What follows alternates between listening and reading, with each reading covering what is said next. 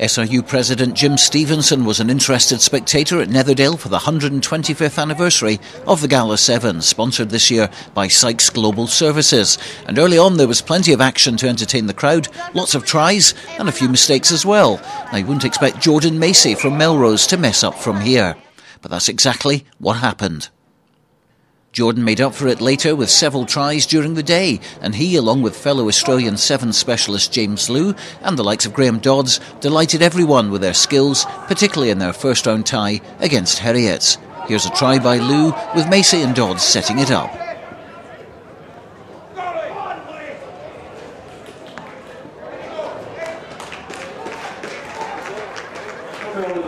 Scott McCormick also scored an excellent try in that game as Melrose racked up 45 points to go with their 55 scored earlier against Berwick in the preliminary round, and many had them down as favourites to win the tournament.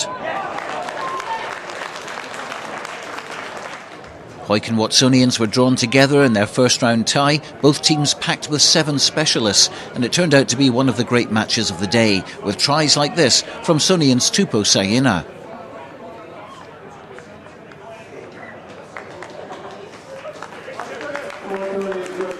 It was 24-all at the final whistle, and whoever scored the next try would go into the quarter-finals.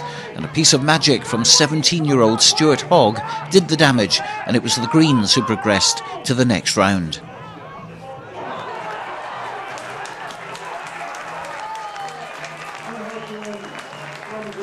Holders of the Kings of the Sevens crown, Selkirk, were also in the running, but they hadn't ever won the GALA Sevens in the 125-year history. They put 43 points past Haddington, though, in their round one tie, and one of their key weapons was Lee Jones.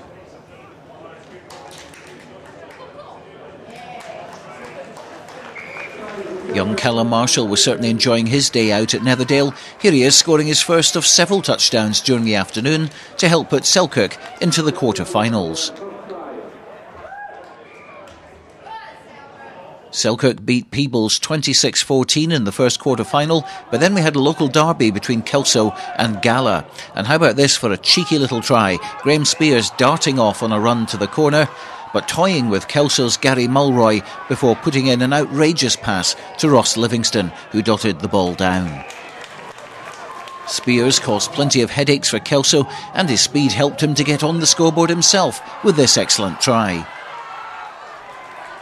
But Kelso know how to score tries themselves, and Ian Moody shocked the home team by helping to put them out of their own competition with this score under the posts.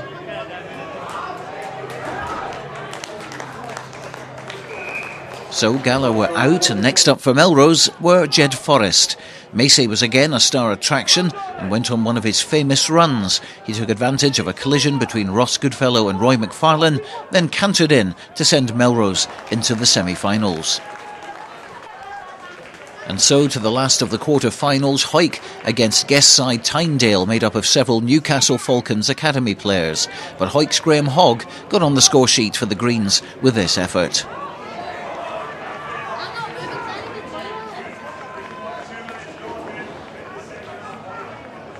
Tynedale were not here to make up the numbers though, and Jack Harrison was one of the many who ran in tries against Hawick and sent them out of the competition by 38 points to 7.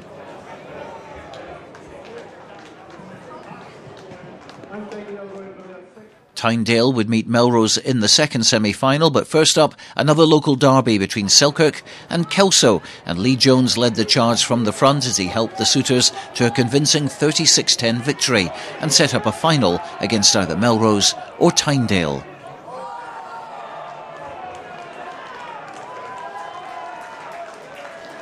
Tynedale appeared in the very first GALA Sevens final in 1884, and they wanted to repeat that 125 years on.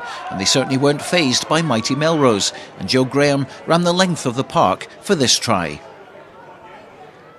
But a mixture of individual brilliance and slack tackling gave Callum Anderson a try of his own, and Melrose went on to comfortably beat Tynedale by 26 points to 14.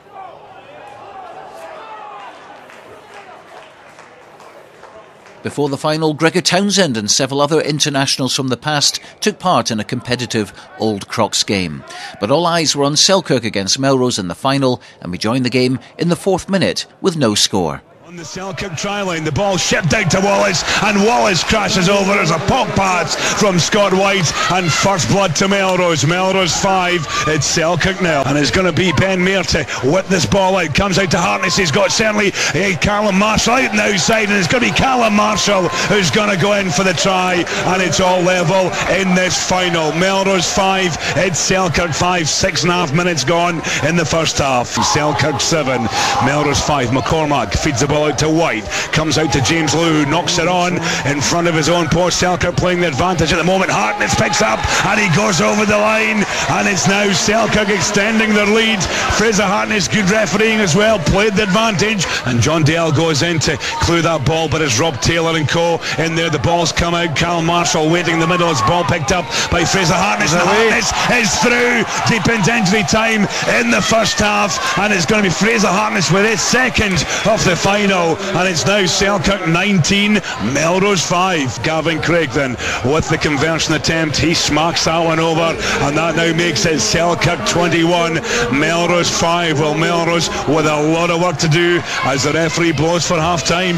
Halfway line feeds out to Wallace, and this is a dream start for Melrose in the second half. You've got about 18 seconds on the clock, and Wallace touches down for Melrose. Selkirk 21, Melrose 10. Gavin Craig gets it out to Lee Jones. Jones in goes round Owen Macy, and Jones has left him for dead, and Lee Jones is away for Selkirk, and he's going to touch down, and it's Selkirk 26, it's Melrose 12. Back inside, taken on by Marshall. In front that's Ross Nixon, and Nixon going for the gap, and he's through, and Nixon could go all the way. Oh, he stops, he feeds it out to Jones. He ain't going to be caught, and Jones has been chased by Anderson, and I think that's going to seal it, and Selkirk are going to go back to the top of the Kings of the Sevens League. And now here comes Selkirk. They're inside the Melrose 22. Good work though from James King. The ball was out, and a pick up, and it's going to be Gavin Craig, and he dives over the line. A mix up in the back there by Melrose. That's going to seal it. Selkirk 36, it's Melrose 12. Selkirk are now cruising, and here comes Fraser Hartness. We're into injury time now in this final. Selkirk 38, Melrose 12. Gavin Craig's got the ball, and Gavin Craig is pinning his lugs back. Will he go in the right hand corner? He does. He touches down, and it's Selkirk 43, it's Melrose 12, and I think it's going to be all over here now. The referee looking at his watch. Great bit of shaking hands, Stuart. Yeah, in fact the referee's whistle goes in this final, and it's Selkirk defeat Melrose by 43 points to 12.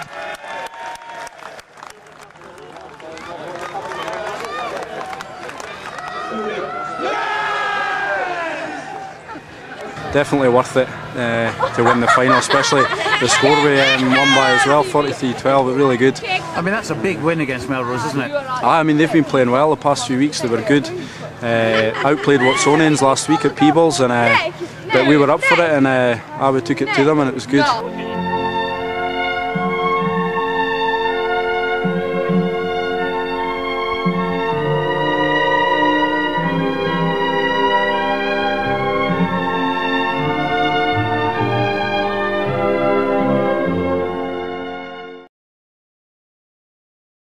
Scrum Magazine is the driving force behind grassroots rugby.